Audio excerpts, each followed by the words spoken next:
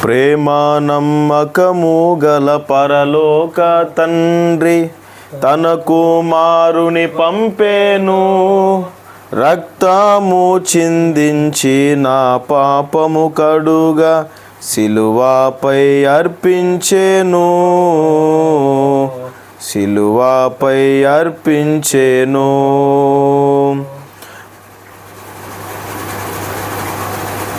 త్యాగ సహిత ప్రేమ చూపి నెరవేర్చే తానా నిబంధనను, త్యాగ సహిత ప్రేమ చూపి నెరవేర్చే తానా నిబంధనను, మనలాను తానే నిర్మించే గనుక మనలాను ప్రేమించెను, మనలాను తానే నిర్మించే గనుక మనలాను ప్రేమించెను, మనలాను ప్రేమించెను.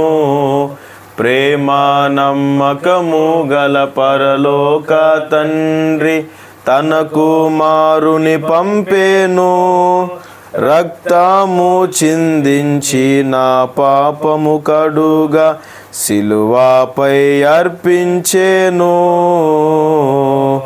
సిలువపై అర్పించెను. శాశ్వతమైన ప్రేమ చూపి సిలువపై రుజువు గావించెను, శాశ్వతమైన ప్రేమ చూపి సిలువపై రుజువు గావించెను. తన రక్తముతో పాపుల నెల్ల శుద్ధుల చేసెనుగా, తన రక్తముతో పాపుల నెల్ల శుద్ధుల చేసెనుగా, శుద్ధుల చేసెనుగా. ప్రేమ నమ్మకము గల పరలోక తండ్రి తన కుమారుని పంపేను, రక్తము చిందించి నా పాపము కడుగా సిలువపై అర్పించెను, సిలువపై అర్పించెను. రైట్, దేవుని వాక్యాన్ని చదువుకుందాం. బైబిల్ గ్రంథం నుంచి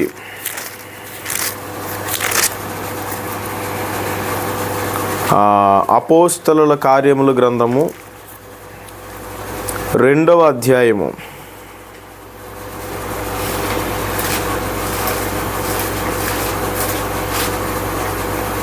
అపోస్తలుల కార్యముల గ్రంథము 2వ అధ్యాయము 46వ వచనాన్ని మనం చదువుకుందాం.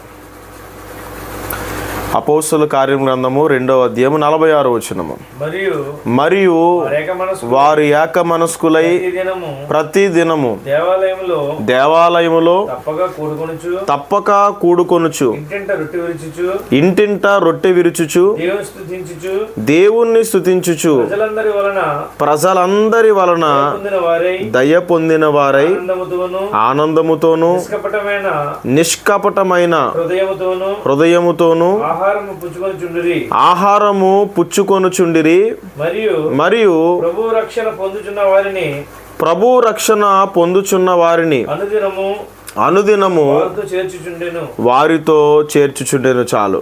బైబిల్ లేఖనములో ప్రభు తాను తెలియచేసినటువంటి సంగతి ఏమిటి అని మనం జాగ్రత్తగా పరిశీలన చేయగలిగితే గనుక, దేవుడు అపోస్తలుల మీద ప్రవక్తల మీద తన ఆత్మ నుంచి, తన ఆత్మ చేత నింపబడిన అపోస్తలులు ప్రవక్తల చేత ప్రభు రాయించినటువంటి మాటలు, ప్రభు చేయించినటువంటి దైవ కార్యక్రమాలు, ప్రభు నడిపించినటువంటి కొన్ని విధానాలు మనకి వాక్యంలో కనిపిస్తాయి. ఏమనంటే,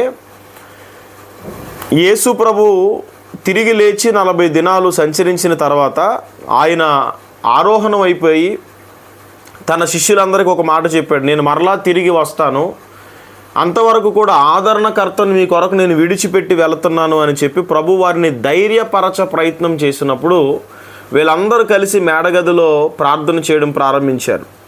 వారు ప్రార్థన చేస్తూ ఉన్నప్పుడు దేవుని ఆత్మ వారి మీదకి రావటం, దేవుని ఆత్మచేత వారు నింపబడడం, దేవుని ఆత్మచేత నింపబడిన వారు ఆదివారము కాక అనుదినము దేవుణ్ణి ధ్యానం చేయటం, అనుదినము దేవాలయంలో తప్పక కూడుకోవడం. ఒకప్పుడు విశ్రాంతి దినం, తర్వాత ఆదివారం, ఎందుకంటే యేసు ప్రభు మరలా తిరిగి ఆదివారమున లేచాడు కనుక. అంటే దేవుని ఆత్మ వారిలోనికి వచ్చినప్పుడు, ఏ వ్యక్తి అయినా ఆత్మను పొందుకున్నప్పుడు అతనిలో నుంచి దైవ సంబంధమైనటువంటి కొన్ని సూచనలు బయటపడతాయి.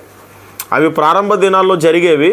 ఇప్పుడు బైబిల్ రాయబడిన తర్వాత బైబిల్లో ఏ సంగతులైతే దేవుని ఆత్మచేత నింపబడి జరిగినాయో ఇప్పుడు అవే జరగాలి.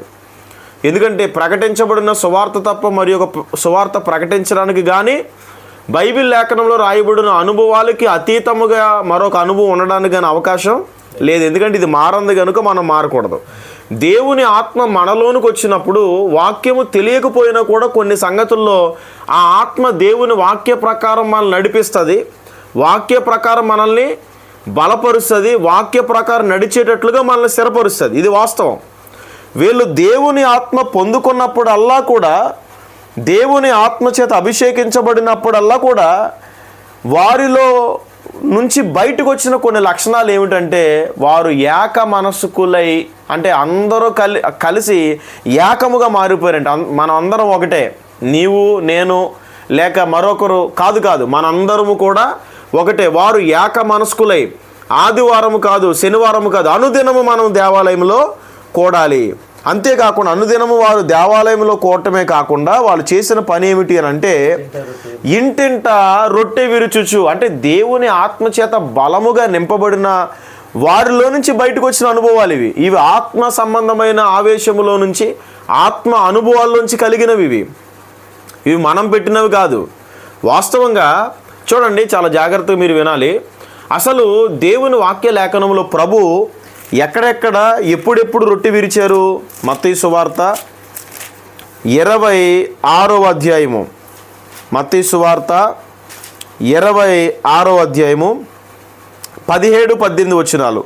పులియని రొట్టెల పండుగలలో మొదటి దినమందు శిష్యులు యేసునొద్దకు వచ్చి, పస్కాను భుజించుటకు మేము నీ కొరకు ఎక్కడ సిద్ధపరచగోరుచున్నావని అడిగిరి. అందుకు ఆయన, మీరు పట్టణమందున్న ఫలాని మనిషిని వద్దకు వెళ్ళి, నా కాలము సమీపమై ఉన్నది, నా శిష్యులతో కూడా నీ ఇంట పస్కాను ఆచరించేదనని బోధకుడు చెప్పుచున్నాడని అతనితో ఎక్కడ?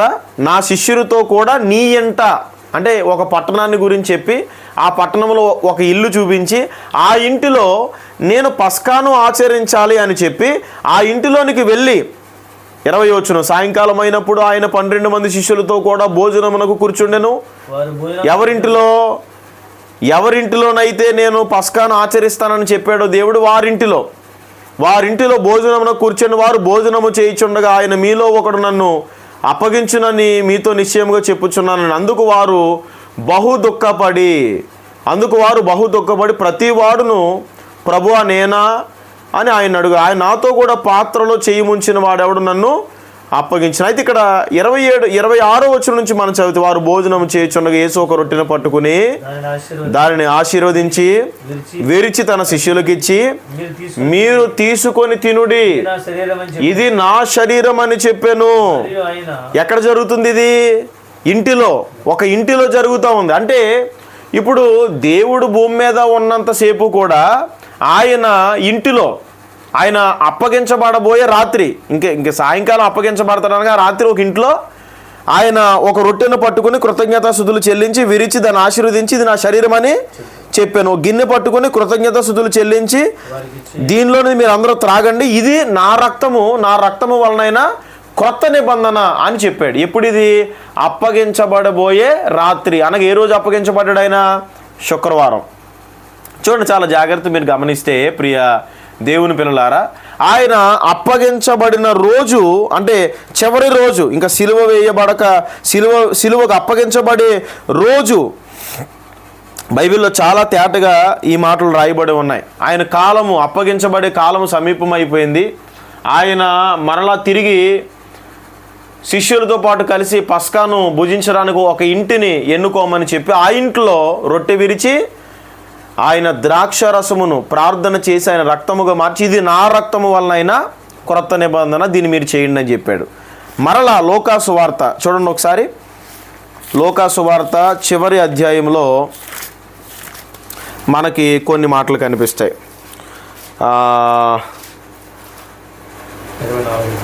చదవండి ఒకసారి. 24వ అధ్యాయము 29, 30 వచనాలు. వారు సాయంకాలము కావచ్చినది ప్రొద్దుగ్రుంకినది మాతో కూడా ఉండుమని చెప్పి ఆయనను బలవంతము చేసిరి గనుక ఆయన వారితో కూడా ఉండుటకు లోపలికి వెళ్ళెను. ఆయన వారితో కూడా భోజనమునకు కూర్చున్నప్పుడు ఒక రొట్టెను పట్టుకుని స్తోత్రము చేసి దాన్ని విరిచి వారికి పంచిపెట్టగా, ఎప్పుడది వారు సాయంకాలము కావచ్చినది ప్రొద్దుగుంకినది మాతో ఉండుమని చెప్పి ఇది ఎప్పుడు మరలా తిరిగి లేచాక, ఆయన మరలా ఆదివారం జరుగుతుంది. ఇది శుక్రవారం రొట్టె విరిచాడు ఆయన అప్పగించబడే ముందు. ఇప్పుడు ఇది ఆదివారం జరుగుతుంది. ఆదివారం సాయంకాలం ఆయన మరలా తిరిగి లేచిన తర్వాత సమాధి దగ్గరికి వెళ్ళి వెతుక్కుంటా వచ్చిన వారితో కలిసి మాట్లాడుతూ ఇప్పుడు మరలా ఎమ్మాయి గ్రామం నుంచి, బెత్లెహేం నుంచి ఎమ్మాయి గ్రామానికి వెళ్తున్నటువంటి 2 మనుషులతో పాటు కలిసి నడుస్తూ ఉంటే వాళ్ళు ఉన్నమని బలవంతం చేశారు. అక్కడ ఉన్నప్పుడు మరలా ఆయన రొట్టె విరిచి స్తోత్రము చేసి వారికి ఇచ్చి మరలా దీనిలోనిది మీరు అందరూ త్రాగుడి. ఇక్కడ చాలా తేటగా రాయబడిన మాటలు ఇవి. ఇప్పుడు మీరు గమనించవలసిన విషయం ఏంటంటే, యేసు ప్రభు ఉన్నప్పుడు ఆయన ఇంట్లో రొట్టె విరిచాడు. ఆ యేసు ప్రభు తన ప్రాణాన్ని మన పాపములతో అప్పగించుకున్న తర్వాత మరలా తిరిగి తన ప్రాణాన్ని పెట్టుకుని లేచిన తర్వాత మరలా ఆ సాయంకాలం ఆదివారం ఏం చేశాడు? ఆయన రొట్టె విరిచాడు. ఇప్పుడు ఆయన విడిచి వెళ్ళినటువంటి ఆదరణకర్తగా పిలువబడుతున్న పరిశుద్ధాత్ముడు ఎవరైతే ఉన్నారో ఈ పరిశుద్ధాత్ముని పొందుకున్న తన శిష్యులు కూడా ఇదే పని చేశారు. అపోస్తలుల కార్యాల గ్రంథం 2:46లో. ఇప్పుడు ఎక్కడ చేశారు వాళ్ళు? ఇంటింట రొట్టె విరుచుచు. కానీ అసలు ఇలాంటి కార్యక్రమాలు మనకి ఎక్కడ కనబడట్లేదు. ఇంటింటా రొట్టె విరిచేటువంటి ఈ కార్యక్రమాలు చాలా కొద్దిగా కనిపిస్తున్నాయి. అయితే మనం గమనించాలి, ప్రభు మనకిచ్చినటువంటి ఈ కార్యక్రమం చాలా విలువైంది. యోగ్యత లేకుండా, అర్హత లేకుండా ప్రభు శరీరాన్ని తినకూడదు, ప్రభు రక్తాన్ని మనము త్రాగకూడదు. బాప్తిసం పొందని వాళ్ళు తినేస్తున్నారు, బాప్తిస్మాన్ని పొందే విధానములో పొందలేని వాళ్ళు తినేస్తున్నారు. బాప్తిస్మం అంటే ఏమిటో తెలియకుండా తీసుకున్న వాళ్ళు కూడా దాన్ని తినేస్తున్నారు. కానీ ప్రభు చాలా తేటగా తన వాక్య లేఖనములు ఏమని రాయించాడంటే, అయోగ్యముగా దాన్ని ముట్టవద్దు అని చాలా ఖండితముగా ప్రభు మనకి ఆజ్ఞాపించినటువంటి మాటలు 1 కొరింథీయులకు రాసిన పత్రిక 11వ అధ్యాయము 26, 27 వచనములో 28వ వచనంలో మనకు రాయబడి ఉంది. మీరు ఈ రొట్టెను తిని, 1 కొరింథీ 11:26, మీరు ఈ రొట్టెను తిని ఈ పాత్రలను త్రాగునప్పుడల్లా ప్రభు వచ్చే వరకు ఆయన మరణమును ప్రచురించుదురు. కాబట్టి ఎవడు అయోగ్యముగా ప్రభు యొక్క రొట్టెను తినునో లేక ఆయన పాత్రలను త్రాగునో వాడు ప్రభు యొక్క శరీరమును గూర్చి రక్తమును గూర్చి అపరాధిగను. కాబట్టి ప్రతి మనుషుడు తన్ను తాను పరీక్షించుకొనవలను, అలాగూ చేసి ఆ రొట్టెను తిని ఆ పాత్రలోనిది త్రాగవలను. ప్రభు శరీరమును వివేచింపక తిని త్రాగువాడు తనకు శిక్షావిధి కలుగుటకే తిని త్రాగుచున్నాడు. ఇందువల్లనే మీలో అనేకులు బలహీనులను రోగులనై ఉన్నారు. చాలా మంది ఏంటండి, చర్చికి వెళ్ళిన వాళ్ళకి అందరికీ రోగాలు ఎందుకండి? మనం యోగ్యత లేకుండా ప్రభు శరీరాన్ని తినేస్తాం కాబట్టి అండి. ఇదేంటండి, చర్చికి వెళ్ళిన వాళ్ళందరికీ ఈ బలహీనతలు ఏంటండి? యోగ్యత లేకుండా మనం ఆయన శరీరాన్ని తినేస్తాం కాబట్టి అండి. ఏంటండి, చర్చికి వెళ్ళిన వాళ్ళందరికీ ఈ మరణాలు ఏంటండి? ఆకస్మికమైన మరణాలు ఏంటండి? అకస్మాత్తుగా ప్రాణాలు పోవడం ఏంటండి? యోగ్యత లేకుండా మనం ప్రభు శరీరాన్ని తినేస్తున్నాం కాబట్టి. అదే యోగ్యులుగా ఉండి మనం ప్రభు శరీరాన్ని తింటే కనుక ఖచ్చితముగా దేవుడు ఎందుకంటే ఆయన శరీరము మన శరీరములో, ఆయన రక్తము మన రక్తములు ఎనలేని బలాన్ని మనకు అది కలుగు చేస్తుంది. అంతేకాదు బైబిల్లో రాయబడింది, నా శరీరము తిని నా రక్తము త్రాగువాడు నిత్య జీవానికి వారసుడు. కనుక అలాంటి విలువైన కార్యక్రమాన్ని మన ఇంటిలో గృహంలో చేసుకోవడానికి ప్రభు ఇచ్చిన ధన్యతను బట్టి నేను కృతజ్ఞతాస్తుతులు చెల్లిస్తూ ఈ మాటలు ముగిస్తున్నాను. ప్రార్థన చేసుకుందాం. ప్రభు మన కొరకు సిద్ధపరిచిన ఈ యొక్క ప్రభు శరీరాన్ని తిని ప్రభు రక్తాన్ని త్రాగుట కొరకు ప్రార్థన చేద్దాం. కళ్ళు మూసుకున్నట్లయితే ప్రార్థన చేద్దాం. ప్రభువా, మీ దయగలిగిన నామానికి స్తోత్రాలు. మీరు ఒక రొట్టె పట్టుకుని దాన్ని ఆశీర్వదించి, ఒక పాత్రను పట్టుకుని దాన్ని ఆశీర్వదించి, కృతజ్ఞతాస్తుతులు చెల్లించి, దీనిలోనిది మీరు అందరూ త్రాగుడి, ఇది నా రక్తము వలనైన క్రొత్త నిబంధన. నాయన, ఈ రొట్టెను మీ శరీరముగా మార్చండి. ఇది నా చేతులతో చేయబడినప్పటికీ ఇది కేవలము ప్రభువా, ఇది రొట్టె మాత్రమే, కానీ ఆశీర్వదిస్తూ ఉన్నాను. మీరు కూడా దీన్ని ఆశీర్వదించి మీ శరీరముగా మార్చండి. నాయన, ఇది మీ రక్తము ప్రభువా, ఇది ద్రాక్షరసము, దీనిని మీ రక్తముగా మార్చండి. కానా వివాహములో నీళ్ళనే ద్రాక్షరసముగా మార్చిన దేవుడు ప్రభు, అద్భుతాన్ని జరిగించండి, ఆశ్చర్యకరమైన కార్యాన్ని జరిగించండి. నాయన, మీ శరీరము మా శరీరములో, మీ రక్తము మా రక్తములు ఉన్నట్లుగా కార్యాన్ని జరిగించి మమ్మల్ని బలపరచమని యేసు పేరట అడిగి ప్రార్థించి పొందుకొని ఉన్నాము తండ్రి. ఆమేన్. ఆమేన్. ఆత్మ శరీర ప్రాణములన్ అర్పించి ప్రభుని స్తుతించుము. ఆత్మ శరీర ప్రాణములన్ అర్పించి ప్రభుని స్తుతించుము. హల్లెలూయా, స్తుతి మహిమ ఘనత ఎల్లప్పుడు ప్రభుకే. హల్లెలూయా, స్తుతి మహిమ ఘనత ఎల్లప్పుడు ప్రభుకే, ఎల్లప్పుడు ప్రభుకే. ప్రేమ నమ్మకము గల పరలోక తండ్రి తన కుమారుని పంపేను. రక్తము చిందించి నా పాపము కడుగా సిలువపై అర్పించేను, సిలువపై అర్పించేను. ఇది మన కొరకు విరువబడిన పరిశుద్ధ శరీరము, మన కొరకు నలుగుగొట్టబడిన దేవుని శరీరము, మన పాపముల నిమిత్తమై, మన దోష అతిక్రమము నిమిత్తమై కొరడాలను భరించినటువంటి చేల్చబడిన ఈ దేహము. దీనిని తినినప్పుడల్లా ఆయన మరణమును ప్రచురపరచవలసినటువంటి వారమై ఉన్నాం. అవును, మన కొరకే ఆయన మరణించాడు. మన పాపములు ప్రాయశ్చిత్తముగా, మన పాపములు పరిహారము పొందాలని, మన పాపములు క్షమించబడాలని, ప్రాయశ్చిత్తం చేయటానికి, పరిహరించడానికి, క్షమించడానికి దేవుడు ముందుగానే తన రక్తాన్ని కార్చి తన దేహాన్ని నలగగొట్టుకొని మన దోషములను ఆయన మోసాడు. ఇది మన కొరకు విలువబడిన ఆయన శరీరం. ప్రార్థించే దయగలిగిన మా తండ్రి, మీ శరీరము మా శరీరములు ఉన్నట్లుగా మీరు ఇచ్చిన సహాయం కొరకే స్తోత్రాలు. నాయన, మీ రక్తమును, ద్రాక్ష రసమును మీ రక్తముగా మార్చి మీ రక్తమును మా రక్తములో ప్రవహింపచేయమని యేసు పేరట అడిగి ప్రార్థించి పొందుకుని నాము తండ్రి.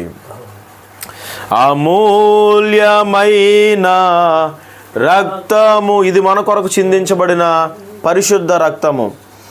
అమూల్యమైన రక్తము, నిష్కలంకమైన రక్తము, అమూల్యమైన రక్తము, నిష్కలంకమైన రక్తము, యేసు రక్తము, రక్తము, రక్తము, యేసు రక్తము, రక్తము, రక్తము. ప్రతి ఘోర పాపమును కడుగును మన యేసయ్యా రక్తము. ప్రతి ఘోర పాపమును కడుగును మన యేసయ్యా రక్తము. బహుదుఃఖములో మునిగెనే, చెమట రక్తముగా మారెనే. బహుదుఃఖములో మునిగెనే, చెమట రక్తముగా మారెనే. యేసు రక్తము రక్తము రక్తము, యేసు రక్తము రక్తము రక్తము. ప్రార్థన చేద్దాం. దయగలిగిన మా తండ్రి, విన్న మాటలను బట్టి స్తోత్రాలు. మీ శరీరాన్ని తిని మీ రక్తాన్ని త్రాగి ధన్యత మాకు ఇచ్చారందుకే స్తోత్రాలు. అపోస్తలులు ఇంటింటా రొట్టె విరిచినట్టుగా ఈరోజు ఇంటిలో రొట్టె విరవటానికి మీ సహాయాన్ని ఇచ్చారందుకే స్తోత్రాలు. నాయన, యోగ్యత కలిగించినందుకు వందనములు. మేము ఇంకాను యోగ్యులం అనుకుని ఏదైనా మీ వాక్యానికి విరోధమైన లోపము కలిగి ఉన్నడల మమ్మల్ని క్షమించండి. మరింత యోగ్యులుగా మీరు మార్చండి నాయన. మమ్మల్ని మేము పరీక్షించుకుని మీ వాక్యమైన అద్దం ఎదుట నిలబడిన మా జీవితాన్ని నాయన మీరు జ్ఞాపకం చేసుకుని మరింత మీరు సరిచేసి యోగ్యత కలిగి తీసుకుని ఉంటే మీ శరీరము మా శరీరంలో, మీ రక్తం మా రక్తంలో ఉంచాను. అయోగ్యులుగా ఉండి మేము ముట్టి ఉంటే క్షమించి కనికరించి యోగ్యులుగా మార్చి మీ శరీరమును తిని మీ రక్తమును త్రాగే ధన్యత మాకు ప్రసాదించమని త్వరలో రాని యేసుక్రీస్తు నామం పేట వినయము గడిగి ప్రార్థించి పొందుకుని నామ తండ్రి, ఆమేన్. మన తండ్రి దయ, కుమారుని కృప, పరిశుద్ధాత్మని సన్నిధి సహవాసం ఇప్పుడు ఎల్లప్పుడు కూడిన మనకు సదాకాలము తోడేండి నడిపించునుగాక. Amen, amen, amen. Praise the lord.